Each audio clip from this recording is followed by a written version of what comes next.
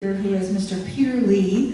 He is the Chief Executive Officer of NKSC US, which is an independent, nonprofit, nonpartisan 501c3 based in New York. It envisions a free and open North Korea that upholds the fundamental human rights of all its people in a healthy democracy. As a defector-led organization, NKSC believes that North Koreans are leading change in North Korea and works to accelerate this people-powered change by providing a platform for North Korean voices. Mr. Lee is Chief Executive Officer. He began his career as a program officer for Human Rights in North Korea project at Freedom House, a Washington-based human rights and democracy organization. He has various work experience in the private sector, including being a corporate in-house counsel for an energy company and a private equity firm, and as an adjunct professor of international law in Korea. Please welcome Mr. Peter Lee.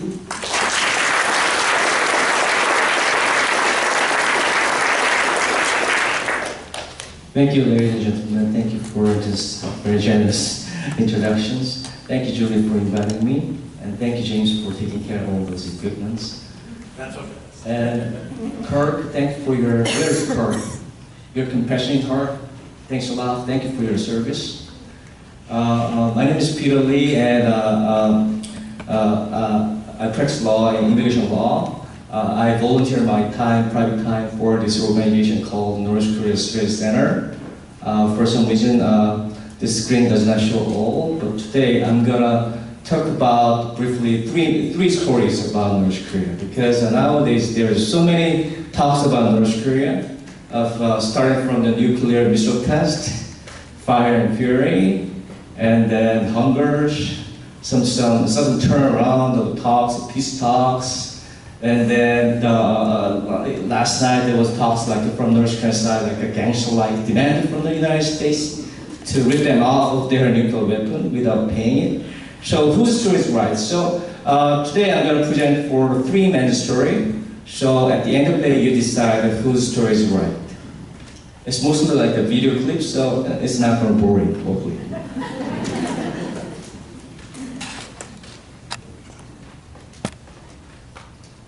First story is your president, my president, his story. It will take like a couple of seconds to roll the clips.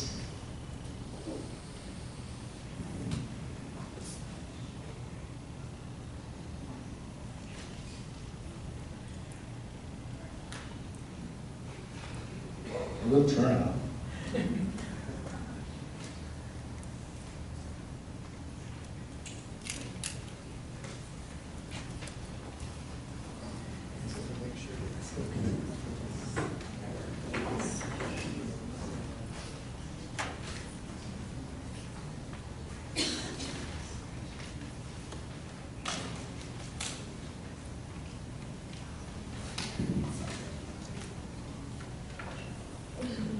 We tested them all beforehand. Certainly, yeah. The enemy attacking.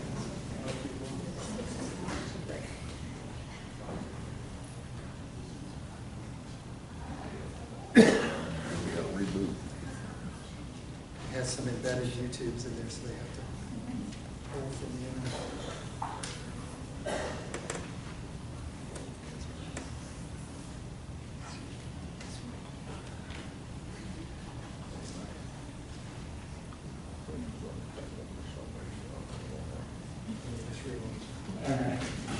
Sorry about that.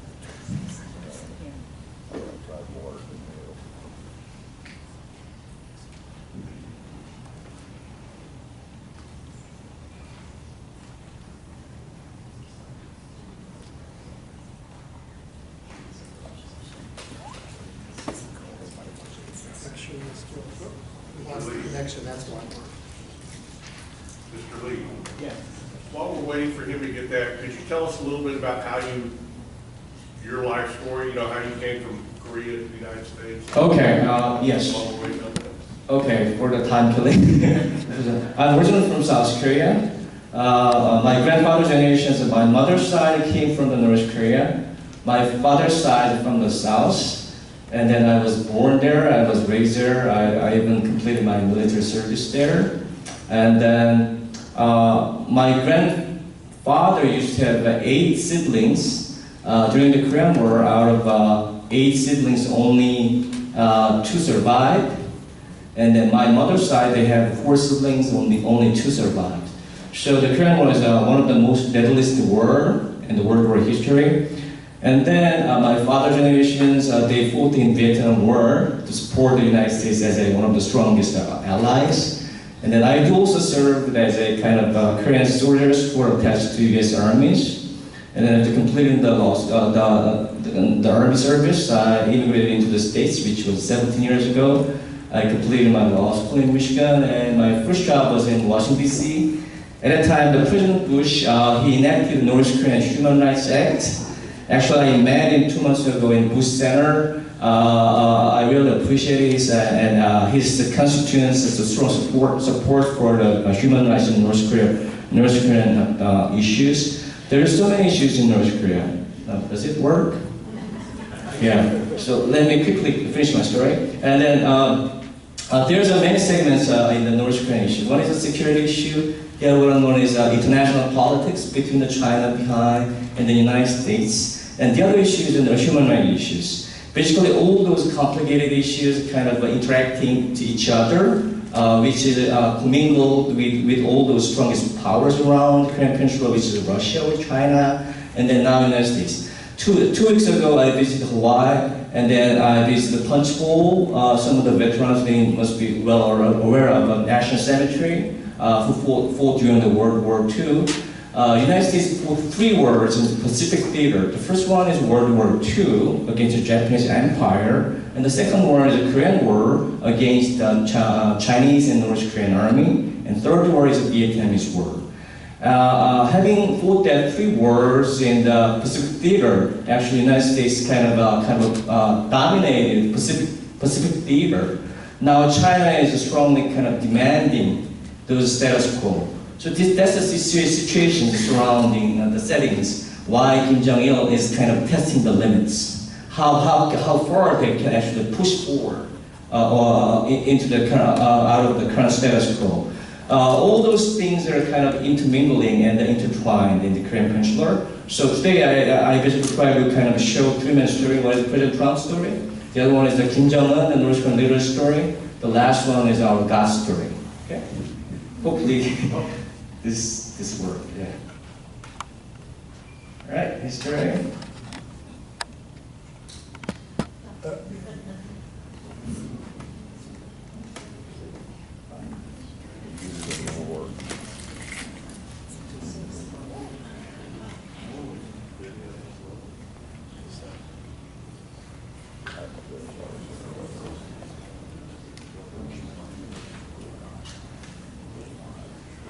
Select paperwork.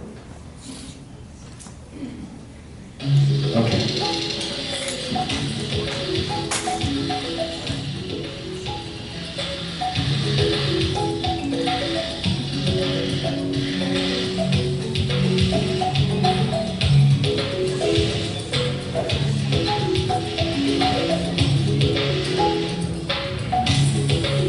That was the first meeting between the sitting United States President and North Korean leader.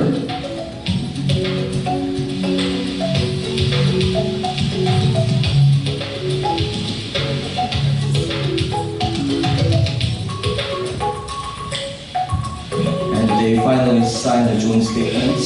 So we're signing a very important document, pretty comprehensive document, and we've had a really great term together, a great relationship.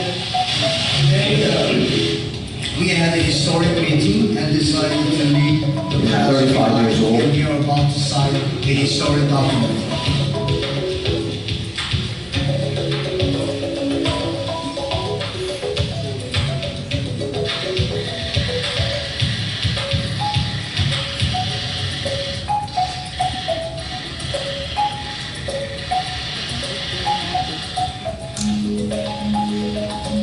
Even take the straw.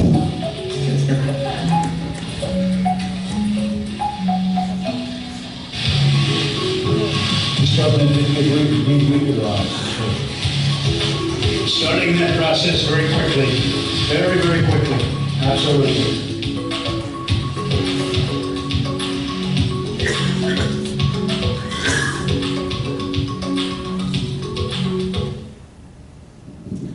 Actually, they signed the documents in the June 12th in Singapore, and then President Trump is trying to explain what they signed for.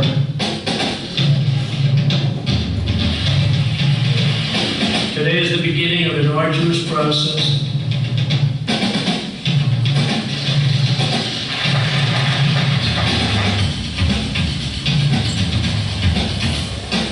Starting that process very quickly, very, very quickly, absolutely. Yeah, we'll be verified. It'll be verified. Well, it's going to be achieved by having a lot of people there.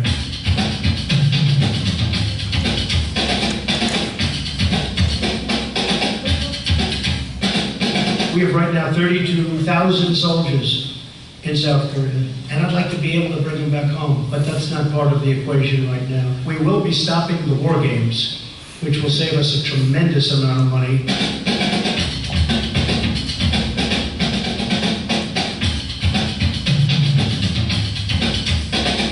The sanctions will come off when we are sure that the nukes are no longer a factor.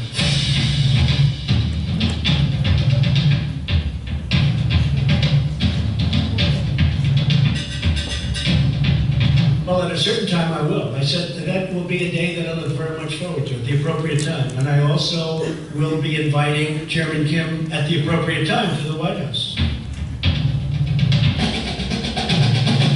A new world can begin today. This clip is from the White House. Respect and goodwill. Honestly, I think he's going to do these things. I may be wrong. I mean, I may stand before you in 6 months and say, hey, I was wrong. I don't know that I'll ever admit that, but I'll find some kind of an excuse. Yes, that's President Trump's story. And then let's hear about Kim Jong-un's story. He's 35 years old.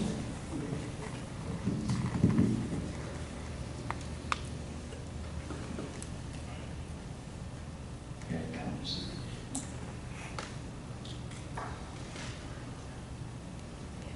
We move on to those high-level talks between North Korea and the U.S. appearing to hit a major snag tonight. North Korea is slamming talks with U.S. Secretary...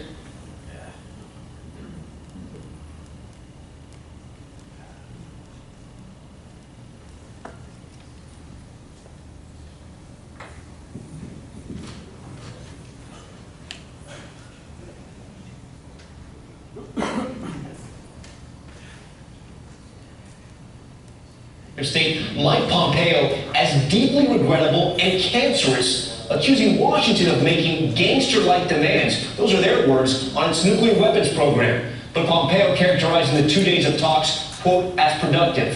ABC's Tara Palmieri reporting from the region tonight. There were signs of trouble for Secretary of State Mike Pompeo when the latest nuclear negotiations started off with the most innocent of questions. He was asked if he slept well. But the question was merely a setup for this shot across the bow by counterpart Kim Yong-chol. We did have a very serious discussion during open matters yesterday. So thinking about those discussions, don't sleep well last night. Dr. Kim, I think just fine. Just before leaving, Pompeo trying to put the best spin on his third trip to North Korea, even though he was denied a meeting with Kim Jong-un. We had productive good faith negotiations. But shortly after takeoff, that good faith was gone. The North Koreans slamming the U.S. in a statement, saying they pushed a, quote, unilateral and gangster-like demand for denuclearization, calling the U.S. issues, quote, cancerous, and expressing disappointment that the U.S., quote, left all troops in South Korea. Now, we're well on our way to get denuclearization, and the agreement says there will be total denuclearization. There were hopes for progress after that historic summit just over a month ago. Now the talks seemingly in shambles. I wanted to stop the war games. I thought they were very provocative. While the Trump administration agreed to call off their military exercises with South Korea, the North Koreans have yet to deliver on their pledge to return the remains of U.S. combat veterans. And there are reports that they have not curbed their nuclear activities. Rocket Man is on a suicide mission for himself. With North Korea calling the weekend's talks deeply regrettable, speculation now growing that the heated rhetoric between Kim and Trump will also return. U.S. officials tell me they're not surprised by the harsh statement by the North Koreans. They see it as a negotiating tactic. As for the North Koreans, the end of their statement says that they still have faith in President Trump. The question now, does the president still have faith in them? Tom? Tara Palmieri traveling with the Secretary of State tonight. Tara, thank you. Hi, George Stephanopoulos here. Thanks for checking out the 80s. Actually, what North Korea is doing behind their peace talk, this is actually what they do inside of North Korea. This clip is actually from the North Korea. They're trying to kind of show off. They completed their nuclear arsenal, so they're on equal ground, level ground with the United States. And then they gather people and they're singing together, and they're showing around their intercontinental ballistic missiles. At the end of the day, this is running across the Pacific Ocean. And then blasting nukes.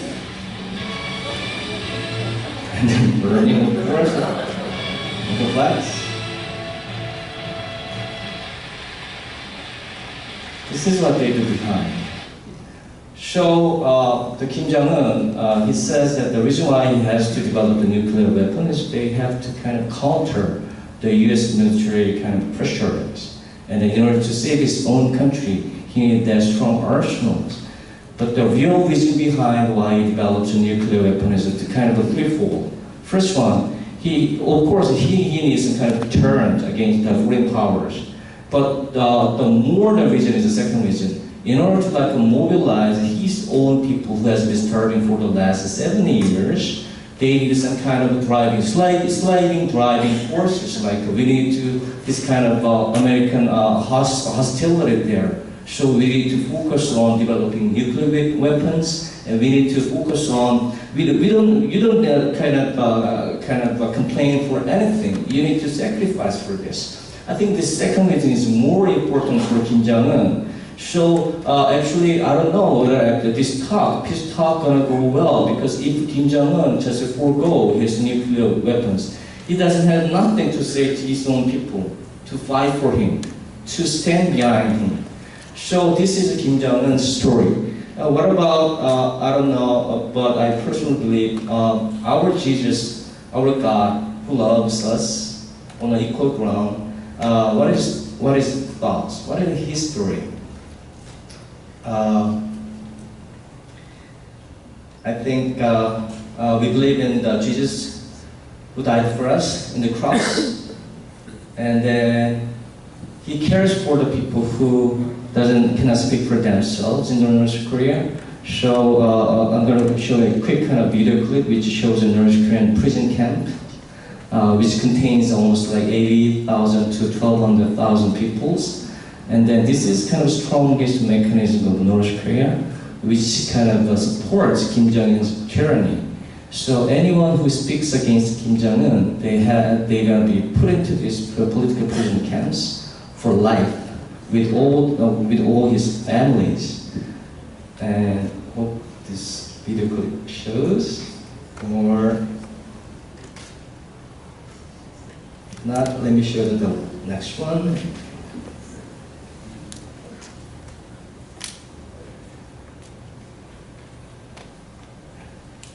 Sorry, I put too many video clips, but we are almost at the end, so.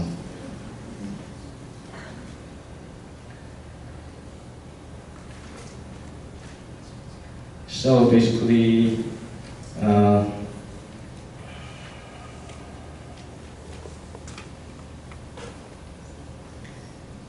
yes, I can just kind of speak. This is kind of satellite images of what is actually inside of North Korea.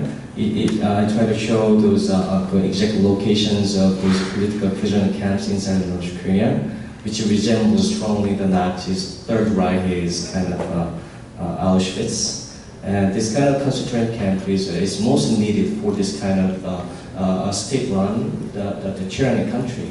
So in order to suppress people's kind of uprising. And then, I think it's the internet. It's the city internet. You got to pay your taxes. There we go. I just need to reconnect. oh, I see.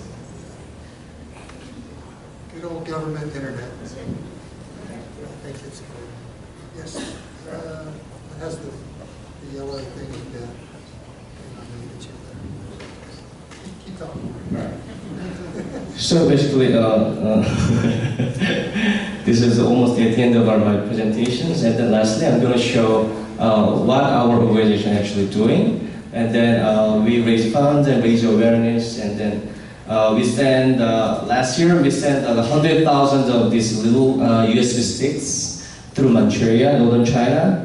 And then inside of these small sticks, we put everything from the Bible to Wikimedia, newspaper, movie. One of the favorite kind of soap opera in the North Korea is Desperate Housewives nowadays. So we put everything there, and then we ship into the Manchuria. So we have kind of adopted the connections there, and then we smuggle bunches of these USBs. Because nowadays in North Korea, there is almost like 600 black markets there. One of the reasons why Kim Jong-un came forward for the negotiation talks is that unlike his father, he cannot feed his people anymore because the communist distribution system is kind of has collapsed. So all those people, everyday people, they're depending on, this shows that their political prisoners camps, depending on the marketplace, in the black market. So Kim Jong-un, he cannot suppress people anymore with the outward economic sanctions. This is a very sad video, which shows all those exact locations of those concentration camps. You can look inside there. There's all those little buildings, like the blocks, where peoples are concentrated. They're kind of condemned for the enemies of the state. And in December 2006, there was nothing. And then they're kind of increasing building those stuff, and there are barracks to hold more people. So there's so many camps around North Korea.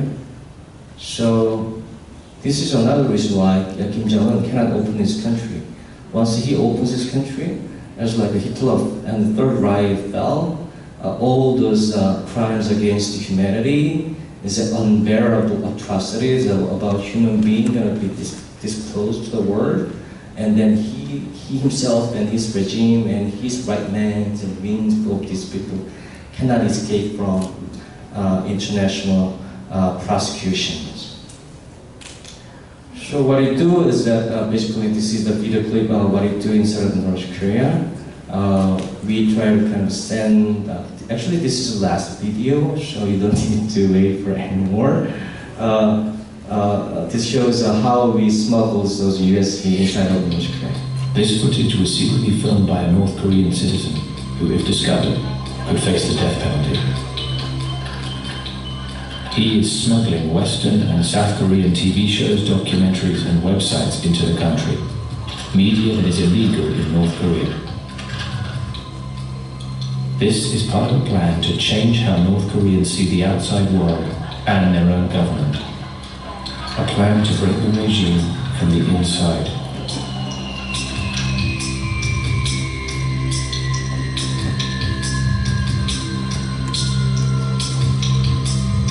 North Korean dissidents living in South Korea, such as Cho Hwan-kang, are behind this audacious plan.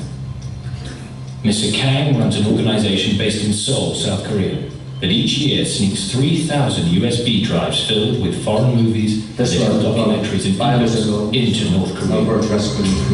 저는 이제 저 아는 사람들한테 평양 내국을 보내서 그 사람한테 다 컨텐츠를 줘가지고 평양 내국에서 복사해가지고 이제 원래 뿌리는 식으로 그렇게 해서 이제 시도하고 있고, 이거는 지금 많은 사람들에게 그냥 대량으로 뿌리기 위한 그 콘텐츠 작업을 지금 하는 겁니다.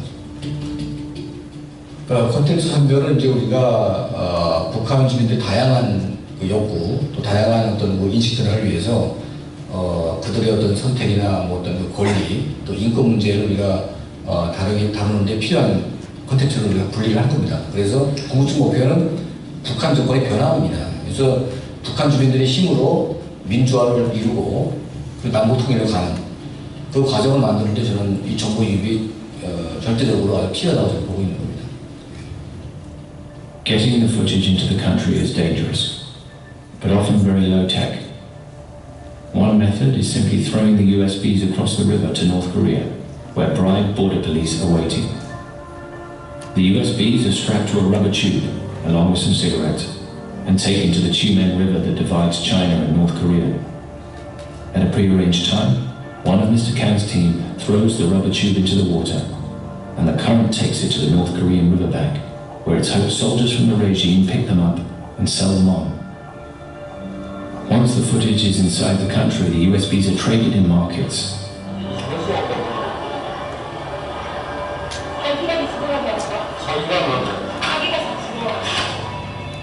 But it is risky. Getting caught with the USBs could cost the recipient or smuggler their life. 이 사람은 우리 함께 일하는 조선을 파트너입니다. 저희 북한 일하고 확실하게 중요하지 있는 다 거기에서 500개를 다 가지고 찍은 것 같아요.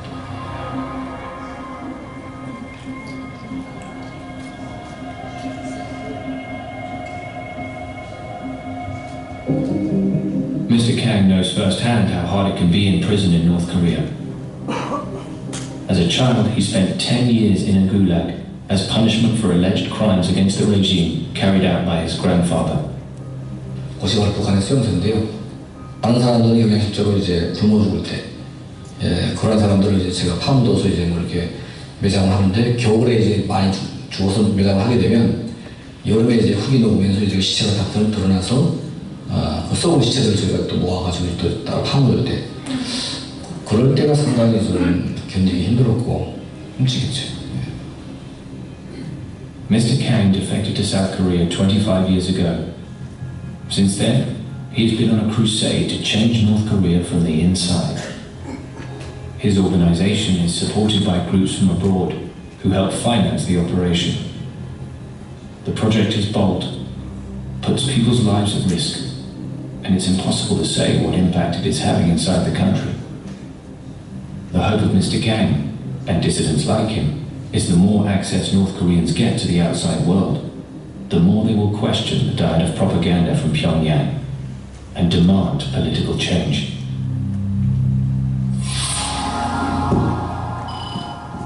Yes, that's the end of my kind of video clip. And then I do strongly believe that the safest way, and even though it's a bit slower, the kind of easiest way is kind of try to make the North Korean society implode, not explode. Kind of war or our strongest kind of mechanisms of change, forcing the society change, it's gonna cost too much, even for American kind of precious blood. So we believe that kind of try to send more information, try to let peoples of North Korea be exposed to the outside world information, and then try to change their minds, which will take a little longer, but eventually it's gonna be safest, and then it's gonna make change inside of North Korea. That's, I think, I do personally believe, and I think God prefers that kind of peaceful method to change those world regimes. Thank you for listening.